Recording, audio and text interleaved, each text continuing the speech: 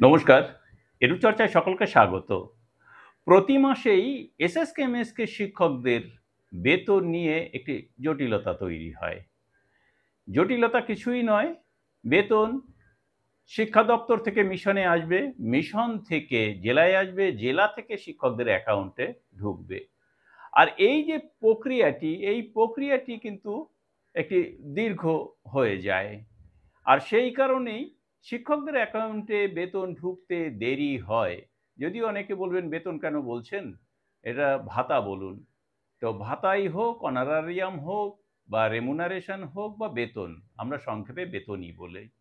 তো সেই বেতন কিন্তু রাজ্য থেকে অর্থাৎ মিশন থেকে জেলায় এসে পৌঁছেছে সেরকমই খবর পাওয়া গেছে। অনেকেই ফোন করে জানতে চাইছেন, "স্যার, জেলায় কি বেতন এসেছে?" হ্যাঁ। তো তাদের উদ্দেশ্যেই বলি যে জেলায় বেতন এসে পৌঁছেছে। এর আগে ১ম দিকে যে খবরটি ছিল সেটি ছিল শুধুমাত্র একাডেমিক সুপারভাইজারদের বেতন এসে পৌঁছেছিল জেলায়। এসএসকেএমএসকে শিক্ষকদের বেতন ছিল না, মানে আসেনি তখনও। কিন্তু গতকাল বিকেলে এসে গেছে এবং যা খবর পাওয়া গেছে যে বাঁকুড়া জেলাতে অলরেডি শিক্ষকদের অ্যাকাউন্টে কিন্তু ক্রেডিটও হয়েছে, বিশেষ করে এমএসকে শিক্ষকদের। তো আশা করছি অন্যান্য জেলাতেও কিন্তু এই সপ্তাহে তো আর হওয়া সম্ভব নয়। আগামী সপ্তাহে বুধবারের মধ্যে কিংবা বৃহস্পতিবার সমস্ত শিক্ষকের একাডেমিক সুপারভাইজারদের অ্যাকাউন্টে বেতন ক্রেডিট হয়ে যাবে।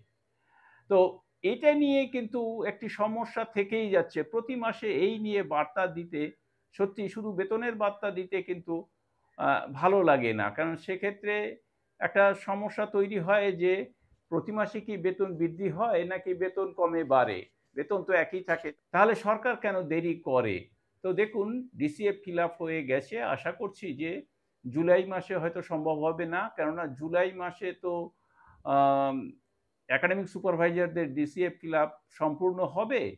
তো আশা করছি আগস্ট থেকে হয়তো সবার অ্যাকাউন্টে সরাসরি রাজ্য থেকে ঢুকে যেতে পারে। যদি আগস্টে নাও হয় তাহলে হয়তো সেপ্টেম্বরে হয়ে যেতে পারে। তখন থেকে হয়তো আর বার্তা দেবার প্রয়োজন হবে না। তার আগে পর্যন্ত অবশ্যই একটা বার্তা দিয়ে যেতেই হবে সকলের উদ্দেশ্যে। কেননা সবাই তো আর সরাসরি আ WhatsApp গ্রুপ বা জেলার সঙ্গে যোগাযোগ রাখতে পারেন না। তাই এই বার্তা। সকলকে ধন্যবাদ জানিয়ে শেষ করছি। ভালো থাকবেন, সুস্থ থাকবেন।